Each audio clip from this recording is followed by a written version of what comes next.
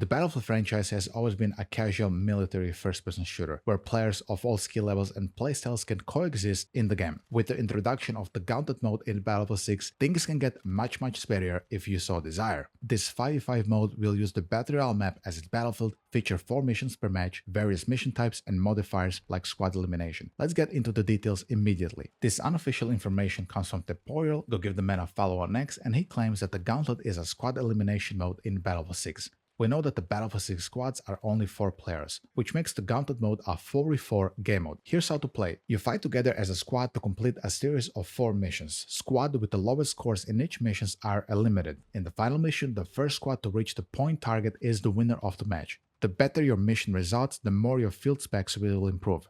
Gauntlet uses the Battle Royale map as its location. You can probably customize the mode via Portal, which means you can play it under your own terms as well. And it will most likely be free to play because it is associated with Battlefield 6 Battle Royale mode, which is also free to play. The Gauntlet game mode will also feature 2 modifiers, sudden elimination and point multiply, and it will feature up to 12 mission types: Hotwire, Heist, Vendetta, Wreckage, Circuit, Contract, and so much more. Let's take a couple of them as an example. In Heist, your squad will fight to capture intel caches from hostile headquarters, while in Extraction, you might fight to retrieve data drives and deliver them to your drones, while in Deadlock, you will fight and secure zones with your squad. These mission types definitely sound more strategic and tactical than the usual things we face in the Battlefield franchise, and I believe with the limited amount of players it offers, it being only a 4v4 game mode, I think this is gonna be EA's try at a ranked game mode in Battlefield franchise, which is gonna make for a more sweaty experience if this is something you like to play. I do believe that the introduction of the Gauntlet mode is a positive thing for Battlefield because it's going to reach a broader audience, which is a good thing, but on the other hand, it kind of contradicts everything that Battlefield has stood for in the past 20 years. Casual sandbox military experience. Should the developers really be wasting time on a competitive 4v4 mode, or should they invest more time into bigger Battlefield maps, new vehicles, and new weapons instead? If you ask me, I believe that the times of the ultra hyper competitive 5v5 games have passed. And I think the recent titles which released in this format, such as Splitgate 2 and Fragpunk, have shown how little interest there really is in these games, as those games really died fast. And I think Battlefield focusing on an ultra hyper competitive 5v5 mode, which is most likely going to have skill-based matchmaking, which is going to make it feel like you're at work and you're not getting paid for it, it's just not something that Battlefield should waste development resources on. But I understand that some people really want to play this, and it's good in general for Battlefield. Perhaps that developer talent and time could have been used to create this amazing Commander mode fan concept. Check it out. We are on Liberation Peak, and we use something similar to the Battlefield 4 Commander UI, only fit for Battlefield 6 times and team. We have options such as Vehicle Scan, Stealth Bomber Strike, JDAM Strikes, and Infantry Scan. It looks freaking fantastic. I would kinda love to see the Commander mode in Battlefield 6 because I know a lot of people want it. I know a lot of people want it more than they want a hyper-competitive SBMM 4v4 mode. So I think this is something that DICE should experiment, or maybe allow it for people to create it within Portal at the very least. During the Battlefield 4 marketing cycle, the Commander mode and your ability to play the Commander on a tablet on the toilet was a big part why Battlefield 4 marketing was so successful. So the Commander mode, I think, should return in some form, but it has to be a little bit more balanced than the Battlefield 4 Commander. Overall, I would love to see it. How do you feel about the Commander mode? Do you want to see it in Battlefield 6? Are you sick of it and you don't want to see it? Let me know down in the comment section. Let's talk a little bit about the vehicles. We knew that during Battlefield 6 open beta, we had to drive our tanks and infantry fighting vehicles towards a vehicle resupply station to get ammunition and some repairs, unless somebody else, of course, is repairing you. We learned now from Flagfire, a very big Battlefield YouTuber, that this is not all that the land vehicles will be receiving. The Battlefield 5 attrition system in a form of vehicle entry animations are also returning, he said. Here it is on the screen. He claims he was told there is vehicle entry animations, but they were not present in the Los Angeles build, and he claims that a developer told him they're in. There are some problems I had with the vehicle attrition the way it was done in Battlefield 5 at least. The first and the big one was that it kinda lessens team play between infantry and land vehicles. You have to understand that the vehicle exit and entry animations mostly ever only apply to the land vehicles. You generally never have to land with a jet or a helicopter in Battlefield. In Battlefield 6 open beta, I have watched very high-skilled pilots that never had to land ever. They flew through a circle or in their base and they were automatically repaired to full health and given full ammunition.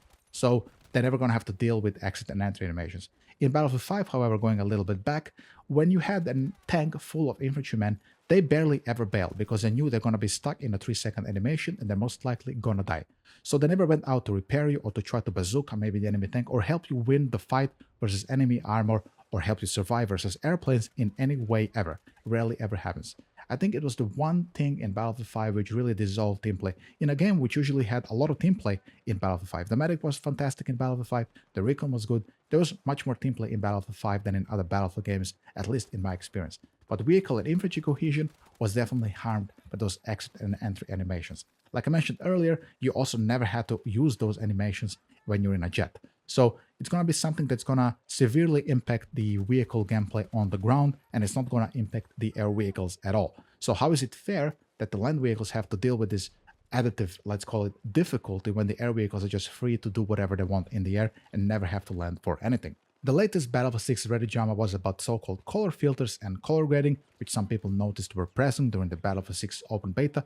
Basically, if you were out of the loop for a few days, what happened was some people noticed that in some maps in Battlefield 6, there was a type of a bluish filter similar to Battlefield 3, of course, though not on that intensity. This was now debunked to be false by the DICE global community manager Kevin Johnson, who said that Battlefield 6 does not feature a filter like other classic games like BF3 blue filter, Battlefield 4 piss filter, and so on, but it's the actual atmospheric vibe of each particular location.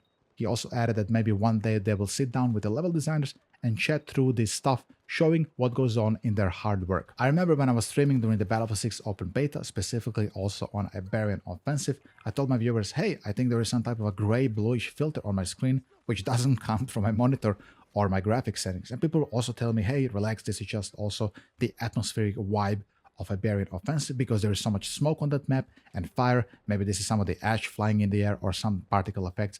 I'm not sure. Personally, I do agree with Reddit here. It did feel a little bit intense for my liking, I would say. I would like to have a more cleaner game than that. Not clean as Battlefield 2042 and sterile and clinically dead, but I'm talking about maybe they could just give us some type of filter customization options in the settings. So if you want to have a filter, you can have one. If not, not. And let me tell you, as somebody who makes his own thumbnails and I work a lot with Battlefield 3 and BF4 screenshots, I generally remove those piss and blue filters from those classic games. And today, at least today, those games look way better than they looked in the past when you remove the blue filters. Battlefield 3 specifically looks excellent when you remove the blue filter, and BF4's piss filter also really ruins the game's usually excellent textures and very detailed environments. So I think just an option or a slider, maybe just an intensity slider, hey, I want to have 50% gray filter on Iberian Offensive would be just enough to satisfy everybody, and so people stop talking about it. I think this is probably the best way moving forward for them and their atmospheric vibe or filters, whatever you want to call them. With that being said, guys, if you enjoyed the video, then consider leaving a like and a comment and subscribe for future content. I appreciate all of you. I'll see you in the next video. Have a great day. Take it easy. Bye-bye.